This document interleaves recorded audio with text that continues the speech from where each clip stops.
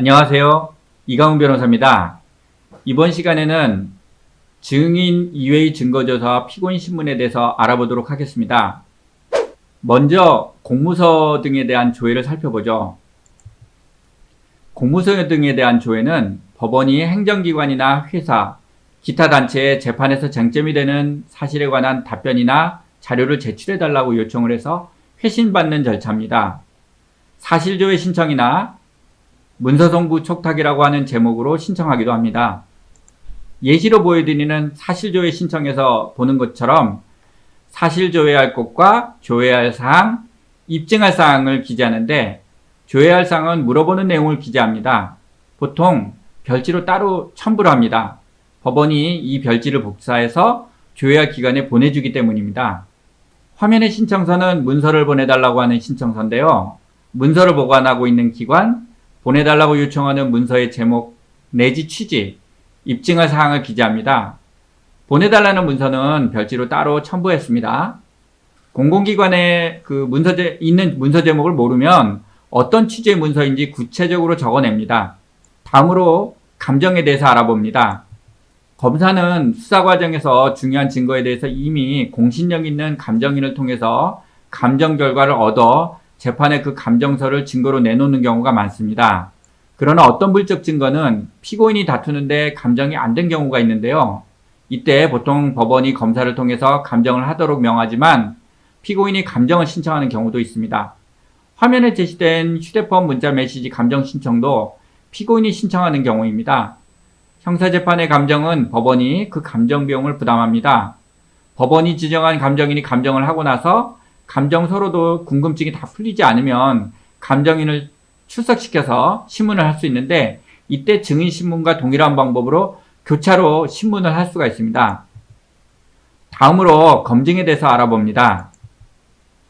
검증의 경우는 감정과 달리 제3자가 아니라 법원 재판부가 직접 검증 목적물의 상태를 확인하고 조서에 검증한 내용을 기재하는 방법으로 증거조사를 실시합니다. 검증을 신청하기 전에 과연 검증을 통해 증명하려는 사항의 조사가 가능한 건지를 생각해 봐야 됩니다. 비전문가가 살펴봐서는 알 수 없는 내용을 증명하려면 검증이 아니라 감정이 필요할 수가 있습니다. 요즘은 녹음이나 CCTV 영상 등 녹화 매체를 법정에서 제시하고 그 내용을 재생해서 청취 또는 시청하는 방법으로 검증을 많이 신청합니다. 다음 신청서는 증거가 되는 물건을 검증 신청하는 내용인데요.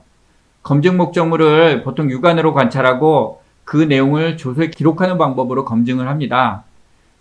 이 외에도 범행 현장에 나가서 그 범행 현장에 대한 이해를 하기 위해서 법원이 현장 검증 신청을 채택하는 경우도 있습니다. 서류나 물건에 대한 증거조사는 보통 증인신문, 감정, 검증 등이 끝나고 나서 쟁점이 다 드러난 상태에서 합니다. 증거조사를 마치고 나서 피고인 신문을 하기도 하고 또는 하지 않기도 합니다. 증거조사를 다 마치고 나서 하는 절차이기 때문에 요새 자백사건에서는 피고인 신문을 거의 하지 않고 있습니다. 피고인이 범죄를 부인하는 사건이라도 검사가 충분히 입증이 되었다고 보면 보통은 검사가 피고인 신문을 하지 않습니다. 증거조사를 마치고 나서 검사가 피고인 신문을 하겠다고 하면 그 목적은 공소 제기된 피고인이 반성하지 않는다는 등의 재판을 받는 태도를 공판조서에 남기고 피고인 주장의 허점을 드러내기 위함입니다.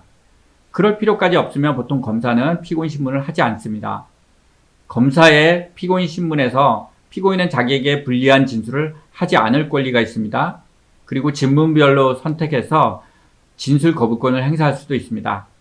검사는 피고인이 진술 거부권을 행사하겠다고 해도 준비한 신문사항을 신문할 수 있습니다. 그런데 피고인이 일부만 진술 거부권을 행사할 경우 어떤 불리한 질문에만 답변하지 않는 것으로 보여서 재판부의 그 질문과 관련해서 불리한 인상이 남을 수 있기 때문에 주의를 해야 합니다. 처음부터 검사의 신문에 적극적으로 답변을 하기로 결정했다면 변호인을 선임했을 경우 그 도움을 받아서 변호인이 없다면 피고인 스스로 검사의 예상신문사항을 정리를 해보고 답변을 준비해보는 것이 필요할 것입니다. 피고인 신문을 할 때 피고인은 종이와 펜을 이용해서 질문을 메모하고 답변할 수가 있습니다. 변호인이 있으면 검사의 피고인신문이 끝난 후 반대신문을 해서 피고인의 불리한 진술이나 불명확한 진술을 바로잡기도 하고요. 검사가 피고인신문을 하지 않은 경우에도 양형에 관한 사항을 잘 드러내기 위해서 피고인에 대해서 변호인이 피고인 신문을 하기도 합니다. 이번 강의는 여기까지입니다. 더 자세한 내용을 확인하시려면 쫄지마 형사재판 절차 재판편 2부의 감정과 검증, 검증 신청과 증거조사, 증인신문과 피고인신문을 읽어보시면 되겠습니다. 감사합니다.